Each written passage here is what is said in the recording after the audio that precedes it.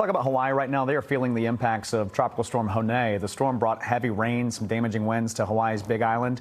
The National Hurricane Center, they downgraded the storm from a hurricane to a tropical storm. That was early this morning.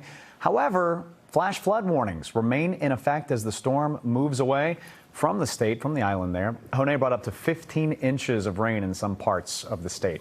Pamela is joining us right now. She's got a closer look at that storm. Pamela, what's in store for those folks there on the Big Island? Yeah, and with that hilly terrain out there, the mountainous terrain too, lots of mudslides and landslides. Yeah. So they'll be cleaning up from the storm as it moves away. And there's the look at that storm right now, the satellite imagery as it continues to move away from the islands. Today, we have a couple other storms we're watching that could affect the islands over the next week or so. Gilma, this is a hurricane, expecting that to become a tropical depression, but bringing in some rain across Hawaii in the next 5 to 7 days. And then Hector, that so far a tropical storm, expected to be a tropical storm, and that may affect Hawaii in a couple of weeks or so. So we're watching that. We have our own system that we're tracking. This is an upper level low that's spinning in a chance for rain and storms today with a cool pool of air aloft, sufficient daytime heating, plenty of sunshine, and these storms will develop like popcorn. Just all of a sudden, they really develop anytime between now and 9 p.m. Threats being large hail, damaging wind. The rain is going to be localized with some areas of flash flooding, and tonight we dry off after sunset as we lose the instability in the daytime heating.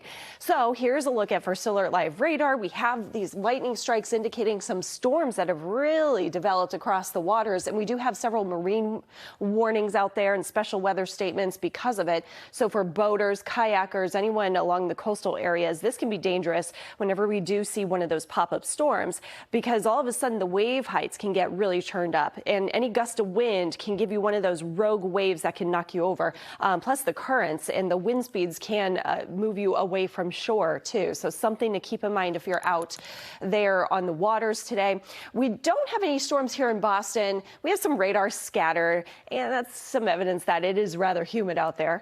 And with the humidity, we have these heavy showers and downpours. Lots of lightning strikes with all this rain falling over, I know, Cape Cod Bay, but this is heading towards Wellfleet yet again. You just had a good thunderstorm between Wellfleet and Eastham, and Provincetown. You're going to see another thunderstorm heading your way, and these storms can produce some 40-mile-per-hour wind gusts, but also some hailstones. So the hail size reported about nickel size. Possibly that's what we are at least measuring with radar. We'll see if anything does indeed hit the ground. I haven't seen any ground truth so far, but there is that possibility.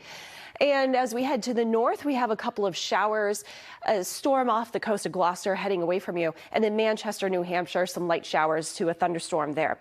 Nothing severe at the moment, but at any point today, we could see some scattered severe weather anywhere across Worcester to Boston to all of Rhode Island, south and east. As we time this out, we go to 2:30, and notice all of a sudden there's a lot going on radar. As we see the radar prediction, there's more chances for these storms to develop. 4:30 today, and any storm could put down about an inch of accumulation in less than an hour. So that would lead to some localized flash flooding concerns, urban small stream flooding, and the hail, the damaging wind. Those are all a concern too. But look, all of a sudden by 9 o'clock and beyond, we're drying things out. So we're done with the rain and storms overnight. Dew points are soupy enough. That's why we expect the chance for localized flooding, some heavy rainfall, mid-60s. It's uncomfortable, and it feels a couple degrees hotter than the actual temp. 76 technically.